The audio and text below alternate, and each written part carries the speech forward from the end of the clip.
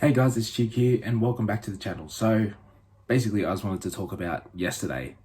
And yesterday it was really difficult to come up with an idea of a video of what to do because it was one, it was raining, and two, we're still stuck in lockdown. So I thought to myself, what do I enjoy? I enjoy talking and I enjoy footy. So I thought, why not talk about footy? But yesterday was a busy day for uni and I couldn't be at 8 o'clock last night to record a video then edit it. So I thought I'd do it in the morning while I'm fresh. Basically what I'm going to talk about today is the prelim finals that have just happened over the weekend. So South Sydney versus Manly and also Panthers versus Storm, as well as a grand final preview this week and what my predictions will be heading into the game this weekend. So on the South versus Manly game, Souths had a really good, strong first half, I think. Cody Walker put on a massive masterclass of a performance. He was just in everything and it made up for Adam Reynolds' injury as well. So he just sort of carried the workload for the South Sydney team. So what happened was Cody Walker got over for a try in the 12th minute. Morgan Harper just didn't clean the ball up properly and Cody Walker sort of swooped on it and scored over the try line. But Souths were building pressure to that point anyway, so it was kind of like deserved in a way that something was going to go right. The second try was scored by Alex Johnston. It's not a game where South Sydney play and Alex Johnston doesn't score. He's scored like nearly 30 tries this year in 19 games or something. So it's pretty much 1.5 tries a game on probably the best winger I've ever seen. And to not play representative footy for New South Wales or Australia, completely honest, if that's correct. I might have to check that a bit later. At the same time though, Alex Johnston, he gets over for a try in the 22nd minute. Cody Walker then scores again with this brilliant, Cody Walker was injured on the ground. The courage it took for him to get up, go again, and chase the Damian Cook kick, it was a brilliant showing of perseverance. And it just shows how Cody Walker's desperate to win a comp as well, which shows what he's truly like in person as well. And then Jackson Paulo gets over late in the right hand corner just to score a late try to sort of consolidate Rabbitohs' first half and also take the momentum into the second half as well. Manly did have their opportunities. So there was a try for, I think, Ruben Garrick down the left-hand side, but they brought it back because of a Schuster obstruction. They need to know better than that. Now, really, if I'm completely honest, they're going to pin him every time for doing it. It's a stupid rule, but they're going to pin him every time for doing it. And then Turbo dropped the ball over the line, which was a massive moment in the game as well, I think. And I'm pretty sure this was like in the 25th minute or something like that. Really, Manly's errors cost them a lot. I think they went into halftime with like a 60% completion rate, which did lead them to have that massive deficit of 22-0 at halftime. But to be fair though, Souths just outplayed them in every perspective in that first half. In the second half, it seemed like momentum was set to turn around. Manly scored a quick try through Ruben Garrick very quickly, with 3 minutes into the second half.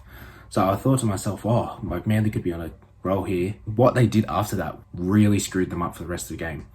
They were playing like there was 5 minutes to go and they were down by 2 tries. What they decided to do was start throwing the ball around in their own half or red zone, what you call the 20-meter zone within your half that you play within, trying to get to the other end of the field. And it just didn't work out from the way I thought they wanted to. All year they've been able to do it against teams such as the North Queensland Cowboys and the Parramatta Eels because their defence kind of collapses inward. Because Turbo's quick enough to get around the centre, it leaves a 2-on-1 with the winger and Trbojevic and either Saab or Garrick. So Trbojevic can create a 2-on-1 play, which then leads to a break down the sideline through either Garrick or Saab. But unfortunately for them, South Sydney defence is obviously a top 4 defence in the comp, so it's not going to work out the same for them.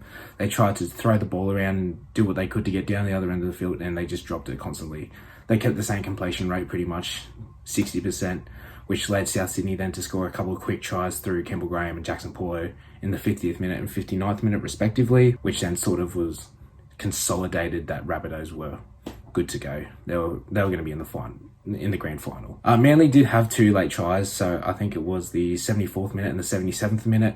Trbojevic scored just a quick consolation try with a break down the left-hand side of the field with Garrick, and then Garrick did the same thing, break down the left-hand side of the field and scored a try for himself as well. But then to consolidate the win, Alex Johnston scored a try in pretty much the last minute of the game, which led the final score to be 36-16.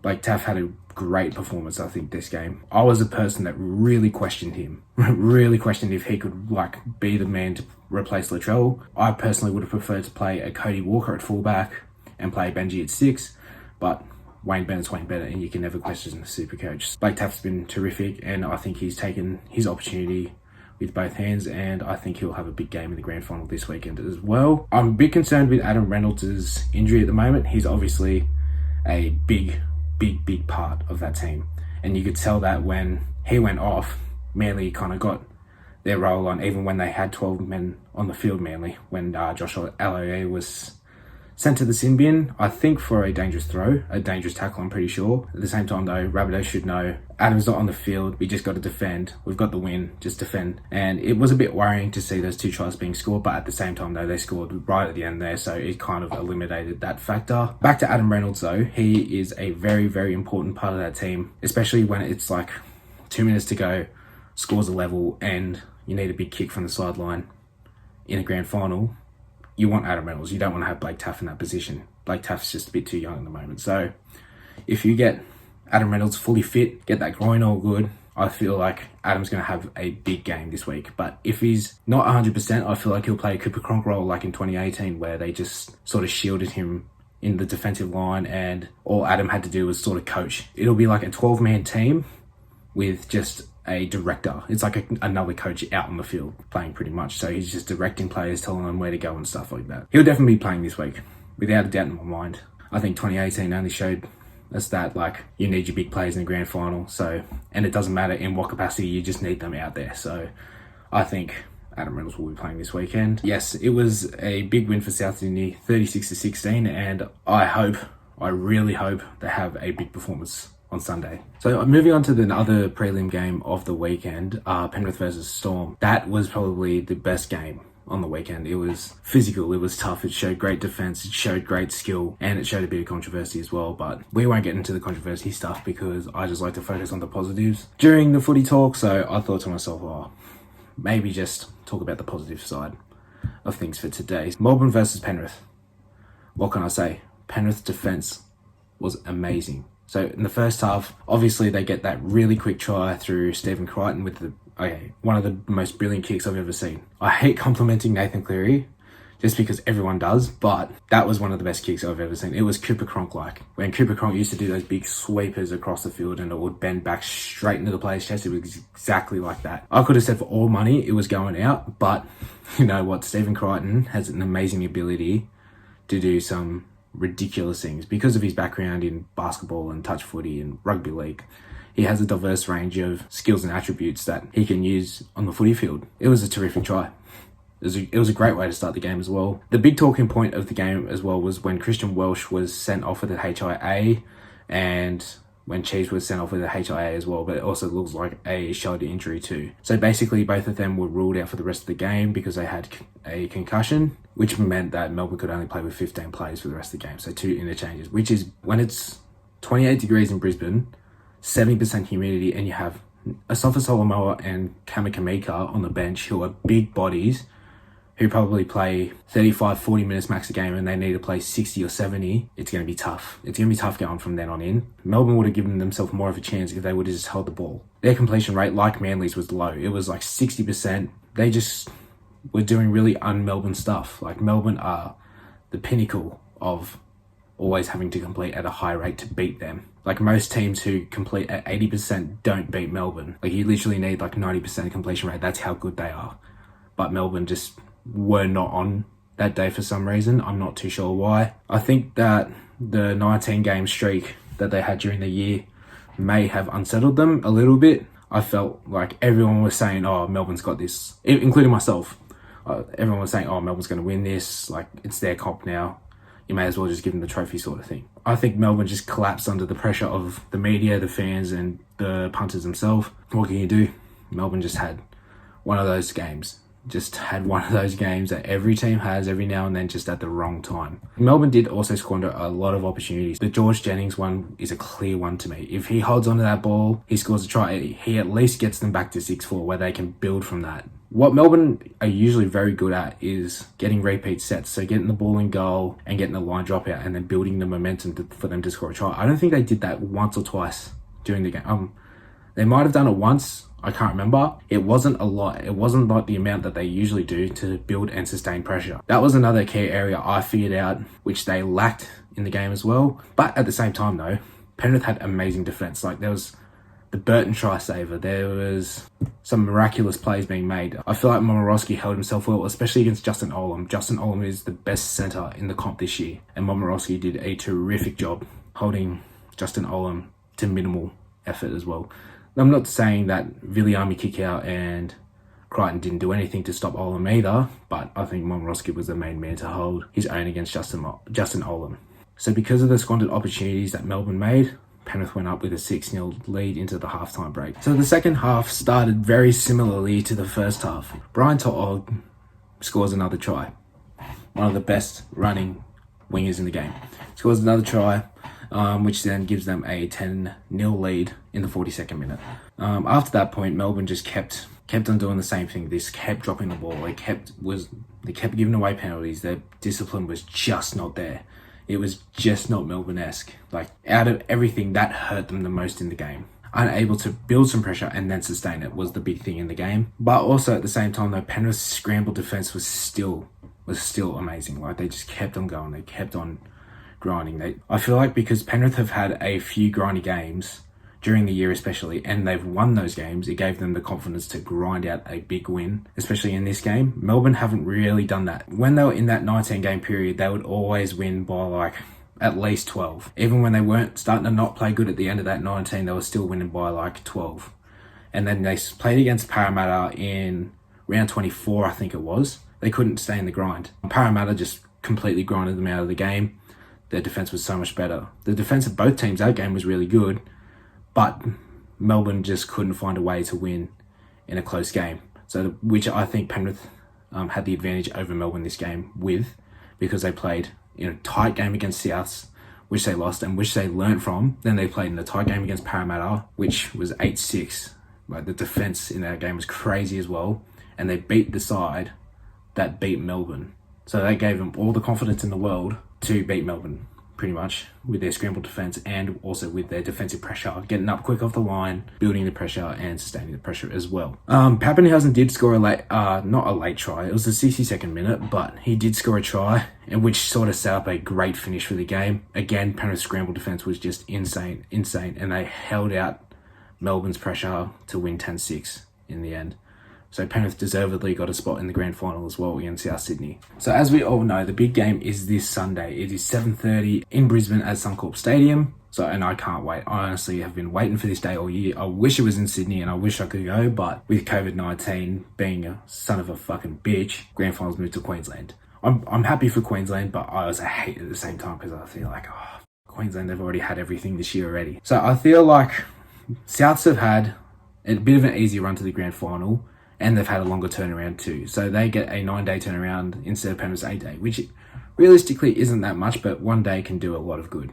It gives you an extra rest day, it gives your players just a bit longer time just to relax and chill with their families or get their mind away from the footy, which I feel like is a big thing as well, because when you're constantly thinking about footy, like, it can affect your sleep, can affect the way you eat, and the way it can affect your social life as well. So getting away, spending time with either your mates or some family as well, I feel like will do a world of good for South Sydney on the weekend. So I just want to talk about the Wayne versus Ivan situation. So obviously there was a few shots fired in both directions a few weeks ago, which the media hopped on instantly, hopped on. It will be interesting. Wayne, he's in his 10th grand final appearance with his, so he's with his 4th club, but it's with the 3rd different clubs because he didn't make a grand final in Newcastle.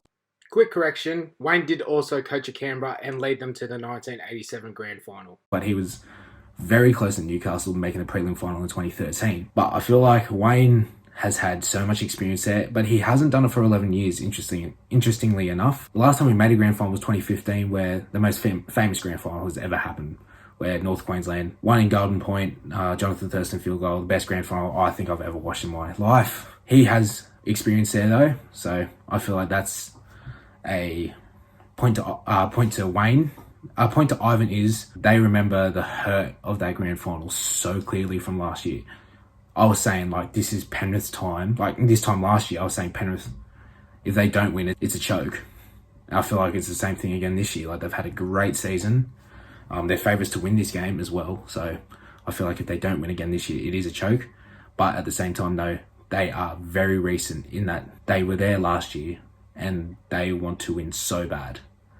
I feel like if Nathan wins, it's just a weight lifted off his shoulders, sorry, and he doesn't need to worry about that anymore. He can go play footy and win all those awards, but he'll always be classed as a champion. So basically, I'm just going to list out the team list at the moment. So the fullbacks for both teams are Dylan Edwards for Penrith and Blake Taff for the Rabbitohs. The wings for Penrith are Stephen Crichton and Brian To'o. The wingers for South Sydney are Alex Johnson and Jackson Paulo. The centres are for Penrith, Momorowski and Matt Burton. Dane Gagai and Campbell Graham for the Rabbitohs. The sixes for both teams are Luai for Penrith and Cody Walker for South Sydney. And the sevens are both captains for the team, Nathan Cleary for Penrith and Adam Reynolds for South Sydney. Now moving on to the big boys, we have Moses Leota and Mark Nichols starting at the number 8 spots for their own teams respectively. Leota playing for Penrith obviously, and Mark Nichols playing for Rabbitohs. And the other front rows are Fisher Harris for Penrith and Tavita Totola for South Sydney. The hookers for the game, I find this really interesting. So Abby Coruscant played in the grand final when they won in 2014. Now he's playing against that team that he won with. So he's playing in the hooker role for Penrith, and Damian Cook's playing in the hooker role for South Sydney. The second rows for the game are Viliami Keon Kaluma-Tangi in number 11 for their respective teams. Kikau, obviously Penrith, and Kaluma-Tangi in South Sydney. The other second rows, Capewell for Penrith and Jaden Sewer for Rabbitohs. Kurt Capewell to be precise. The locks for the game are Isaiah Yeo and Cameron Murray for their respective teams. Isaiah Yeo, obviously Penrith, and Cam Murray for South Sydney. The interchange bench I find very interesting, so I'm going to list out Penrith first. So it's Tyrone May, Scott Sorensen, Spencer Lemieux, and Liam Martin. I feel like Liam Martin can start on the weekend over Kikau because that's what they've been doing at Penrith, and it's really worked over the past month especially. And the bench for South Sydney is Benji Marshall, Jacob Host, Tom Burgess, who's won a grand final with South Sydney already, and Jai Arrow. The two 18th mans for the game are Brett Naden for Penrith Panthers and Tane Milne for the South Sydney Rabbitohs. I find it really interesting they're playing Tyrone May. I do understand why, especially if Nathan gets hurt with his shoulder. You can throw Tyrone May straight in there, or you could throw him at centre and play Matt Burton at 6 and play Luai 7. But I feel like, for myself, I would have played Naden at 14. I just feel like he's a bigger body on the field, and if Nathan was to get hurt, they bring Nathan off, and then they play Naden at centre, and then you bring Burton in the halves. Like, you have two big bodies out there, because Burton is a massive body for one. He's like 6'3" and like 95 kilos. And Naden's like 6'5" and he's like 95 kilos. So they can obviously get around it. Whatever they do, it doesn't really matter too much, but at the same time, though, I probably would have played Naden at 14 instead of Tyrone May, and played Tyrone May at the number 18, just in case. So basically, if you wouldn't have heard already, Tavita Pangai Jr., who was released from the Broncos and went to Penrith on a 3-month contract, has been ruled out of the game this weekend. I feel like it's a pretty selfless act. It gave me a lot of respect for Tavita Pangai. I've been very critical of Tavita, especially when he was at the Broncos. So for him to do that, it gained a lot of respect, especially from myself. I feel like from a lot of other players as well, giving Spencer that opportunity to play in the grand final. Obviously, Spencer Leniu missed out last year because he had rhinovirus.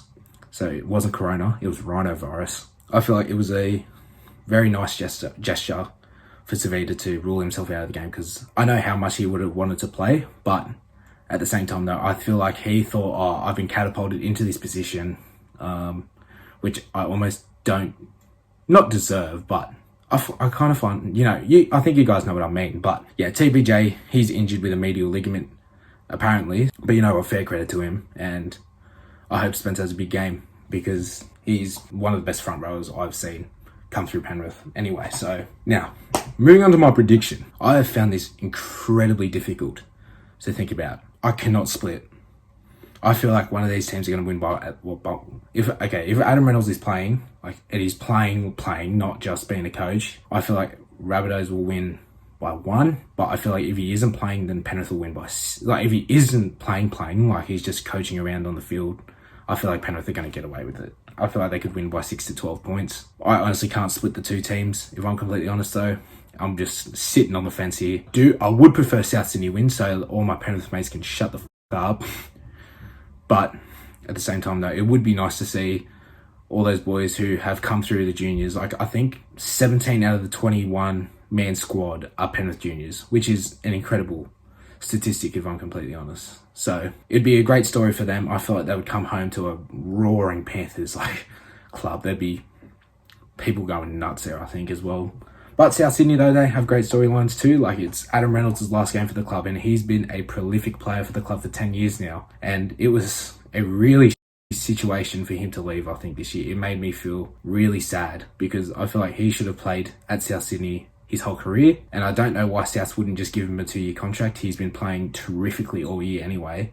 Like, he's been up there at least in the top 5 halfbacks this year. So for him not to have the opportunity just to stay at the club that he loved and supported as a child and then played his whole career at, where he won a grand final at, is really abysmal to me. So yeah, obviously Adam Reynolds' last game. Another one that a lot of people don't know of is Damian Cook's never won a premiership in any grade. So even when in his junior leagues, he never won a grand final. So I would like to see Damian Cook win one, and obviously the big one as well is Benji Marshall. 16 years apart in grand final appearances. It would be the biggest fairy tale. Like, just to see Benji play in a grand final and win a grand final 16 years after he won his first one would be incredible. It would be a feel-good moment, I think, as well. So either way, there's going to be feel-good moments, but you're going to feel for the team who's going to lose the game as well on the weekend. But yeah, that's it for today, guys. So I hope you enjoyed the video. Please subscribe with the big red button down below and give the video a big thumbs up. Thank you guys so much for watching. I'll see you next time. Peace.